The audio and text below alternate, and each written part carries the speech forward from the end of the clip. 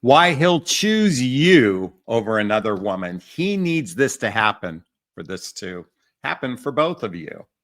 Now, many of you probably are looking at this title and you're maybe experiencing something known as unrequited love, meaning you have care for a person who hasn't demonstrated care for you. Let me repeat that. You have care for a person that doesn't have care for you.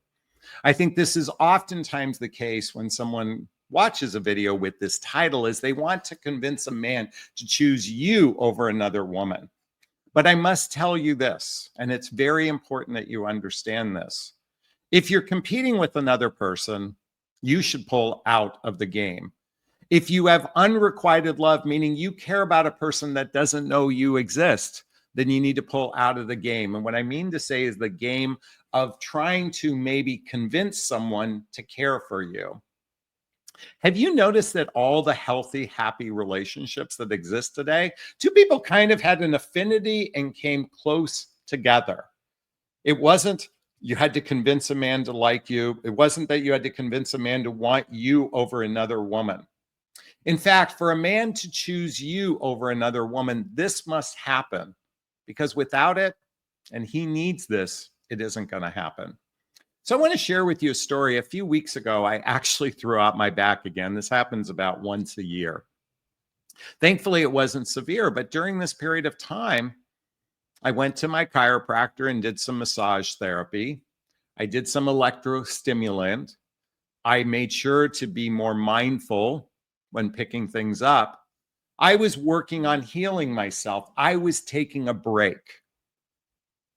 Now, and I started to do core exercises. I started to, immerse myself.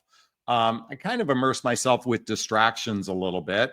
I over binged watched a little bit of TV. But why I'm bringing this up is whenever a relationship ends, it's time for a healing to occur. Just like when my back was thrown out, it was time to do more healing work along with the core exercise work, which is part of this process. Now, why am I relating to this? Whether it's a man or woman, if you find yourself in a circumstance where you're with somebody who still has feelings for another person, then they most likely haven't, or they most likely need to do the inner work. They need to do the inner work so they can be better prepared to be in a relationship. See, most dating advice will tell women what you're doing wrong and what you need to do to attract the guy. And if you follow my steps, you'll land the man of your dreams. It's a lot of salesmanship or salespersonship.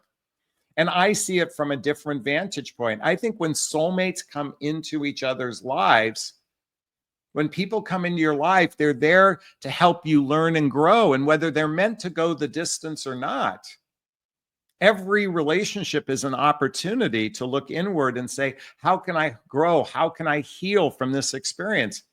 Now, I have a saying, soulmates come into our lives to teach us a lesson, and our true love goes to school with us each and every day, holding hands, holding hands.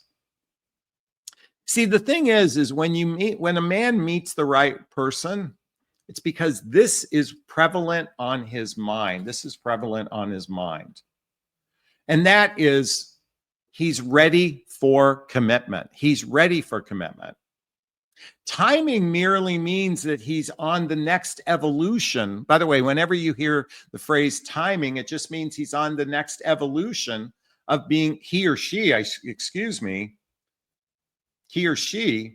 is ready for the next evolution of what's in store for them. We get so caught up in the fantasy of relationships. We get so caught up in the lust and limerence instead of really understanding the mechanics to a healthy, happy relationship.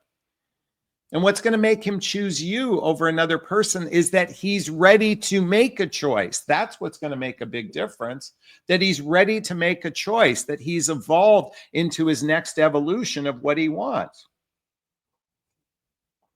Ideally, he's done some healing. He's done some personal development. He's done some self-help. He's done some spiritual work. He's done some therapy to heal from his past relationships. If you're in midlife like me, roughly 75% of singles in the dating marketplace are deeply wounded. They've had a divorce, and divorce is the unraveling of your tapestry with your life with another person. And many times people haven't done the work to be better prepared to be in a relationship.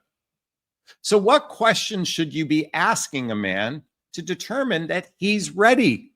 Because this is all he needs to be ready. Otherwise, this isn't going to work. How he's going to choose you over some other person is that he's ready to make a commitment. This is why I invite you all to ask this serious question. What are you looking for in a relationship? What does a relationship look like for you? What does commitment mean to you? Are you committed to commitment? What does a relationship look like for you? Many of you know my narrative. It looks something like this, where we spend 3 or 4 days and nights a week together, doing shared activities, hobbies, mutual interests, spending time with family and friends, traveling together, teamwork, building skills, both in our personal and our professional life, intimacy, both physical and emotional intimacy that leads to either moving in together or getting married. That's a plan. Most guys are winging it. They just want companionship. They want connection. They want sex without a plan of how that looks and how they would integrate you into their lives. I think it's radically important to be aware of this. How many times have many of you had short-lived experiences because the two of you weren't compatible with one another?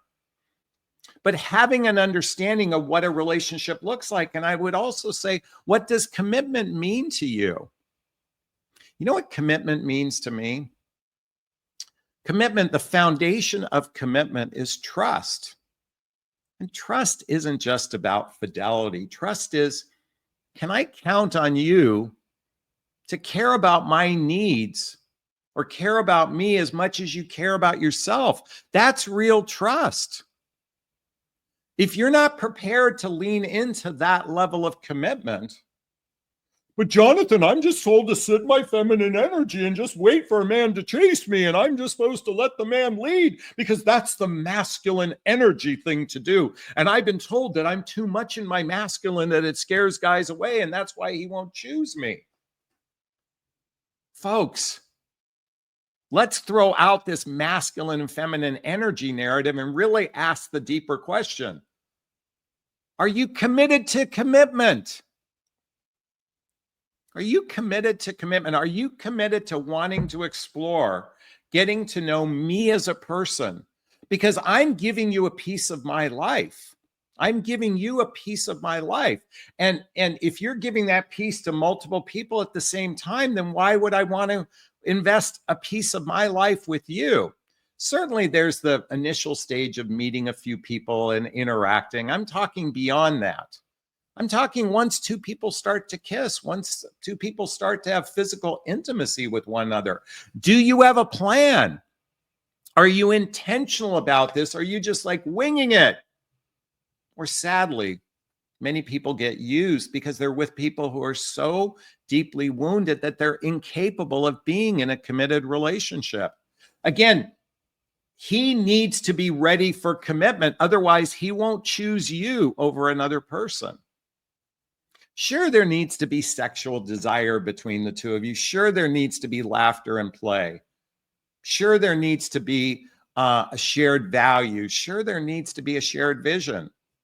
Sure, there needs to be emotional maturity. Sure, there needs to be gratitude. These are all things. And most importantly, 2 people need to be able to resolve conflicts relative with ease. Otherwise, it's going to be a problematic relationship. All of these should need to be there. But what's most important is that a person wants commitment. They're not only ready for commitment, they're capable of commitment. And they want commitment. They are committed to commitment. Because if he's not committed to commitment, he won't choose you over another woman. He'll use you. He'll use other women too. He might temporarily enter into a relationship with someone. But honestly, if he's not going in with the level of consciousness, that relationship will end as well. We need to step into our power, folks. We need to I'm here to encourage you to step into your power, to step into your sovereignty, to step into your self-love. It's what I teach in my book, What the Heck is Self-Love Anyway? If you want him to choose you over another woman and you are physically intimate with them, then you better have read my dating vows to one another. By the way, there's a link below to get a copy of my dating vows. I'm going to share this with everyone. Get him to commit before sleeping with you. Ideally, this is a conversation you have before you're physically intimate, but I would put this on the table as soon as you possibly can. Again, the link below to get my dating vows. And it goes like this. Have you ever heard the saying, women are the gatekeepers of sex and men are the gatekeepers of commitment?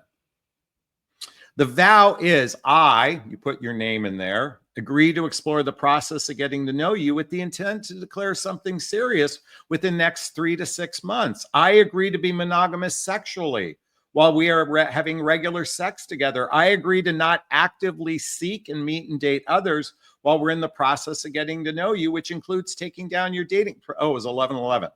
I agree to speak up if this isn't working for me versus ghosting, pulling back, or disappearing.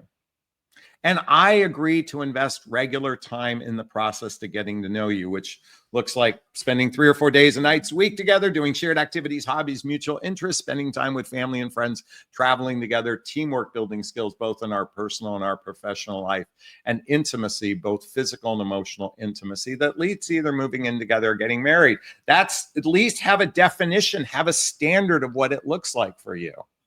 Ladies, 80% of guys will bail on this because women will have sex with them rather easily without any commitment.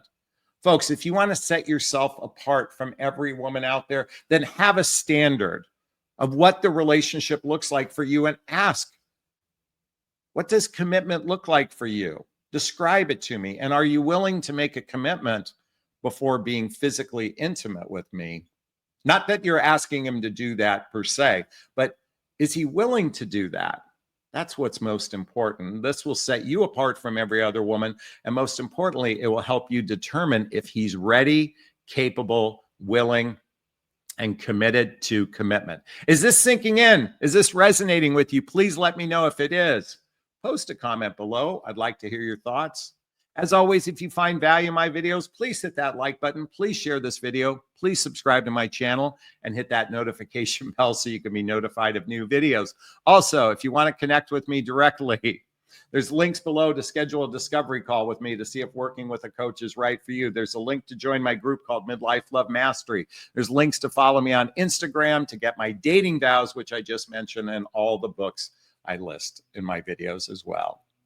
All right, I'm going to wrap up this video as I always do. First off, giving myself a big, gigantic Jonathan Barrick of self-love. I'm going to reach into the camera and give you a hug of love if that's okay. I'm going to ask you to turn to someone, a pet, a teddy bear, a pillow, and give it or them a hug of love, because hugs are a great source of love. And let's face it, we could all use more love in our lives. Thanks a bunch. Bye-bye.